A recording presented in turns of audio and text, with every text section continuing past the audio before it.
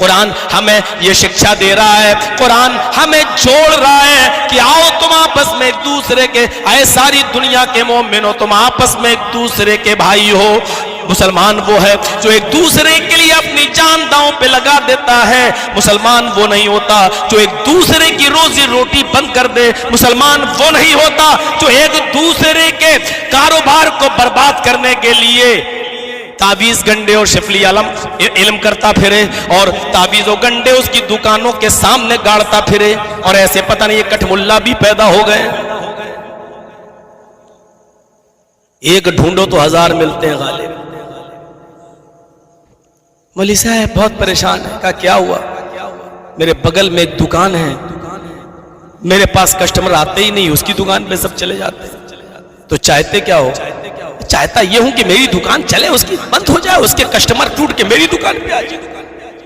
مولوی صاحب کے پاس ترا ہے، ہم جیسے لوگ 10 سال مدرسوں میں پڑھے، آج تک کوئی قرآن کی آیت ایسی نہیں ملی کہ دوسرے کی دکان برباد ہو جائے تیری چلے جائے۔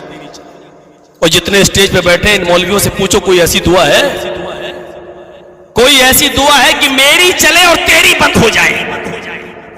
10 سال پڑھے، قرآن حدیث میں ڈھونڈ ڈھونڈ کے مر گئے، ملی نہیں۔ ان کٹملاؤں کے پاس ہے، دے دی، اور دی تو کیا کہا؟ چپکے سے۔ ارے جب قرآن و حدیث کا علم ہے تو کھل کے دینا، چپکے سے کیا؟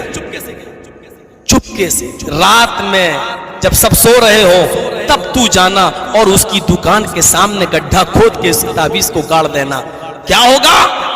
بس اس کے کسٹمر ٹوٹنا شروع، تیری دکان آباد ہونا شروع۔ تو میں ایسے یہ ملا مولوی خود پیدا ہو گئے ہیں،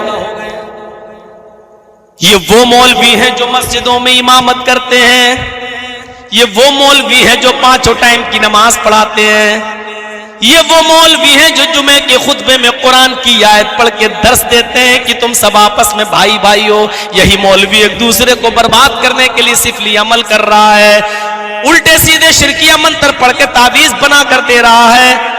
ہمیں ایسی کوئی دعا تو نہیں ملی، لیکن ہاں ہم نے قرآن و حدیث میں ایسے بہت سے عملیات دیکھے ہیں۔ اللہ کے رسول نے یہ بتایا ہے کہ یہ عمل کرو تو تمہاری بھی دکان چلے گی، تمہارے پڑوسی کی بھی چلے گی۔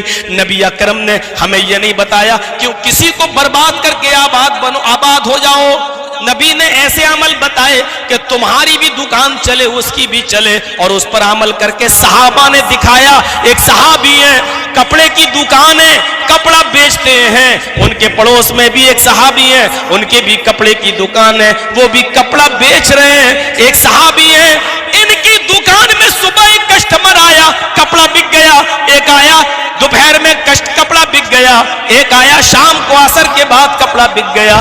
انہوں نے 3 کپڑے بیچ دیے، لیکن ان کی نظر ہے میرے بھائی کا ایک بھی کپڑا نہیں بکا۔ میرے پڑوس میں جو میرا دوست ہے، میرا بھائی، اس نے دکان کھولی، اس کی دکان پر ایک بھی کسٹمر نہیں آیا۔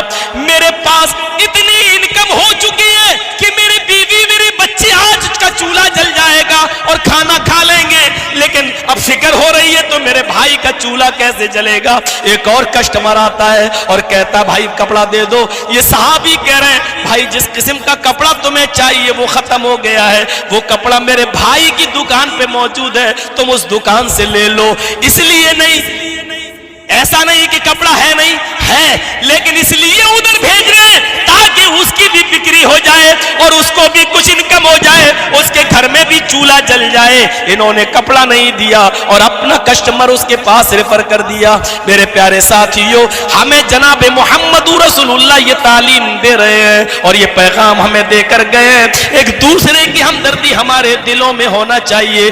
یہاں تو ہم نے کبھی سوچا بھی نہیں، ہم نے کبھی جرت بھی نہیں ہوئی کہ ہم اس طریقے کا کوئی کارنامہ انجام دیں، لیکن مسلمان ہیں، مجال ہے کہ کوئی ہمیں کافر کہہ کر تو دیکھے، مجال ہے۔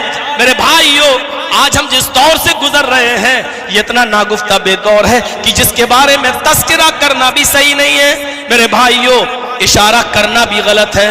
آپ جان رہے ہو جو بول رہا ہے وہی اندر جا رہا ہے۔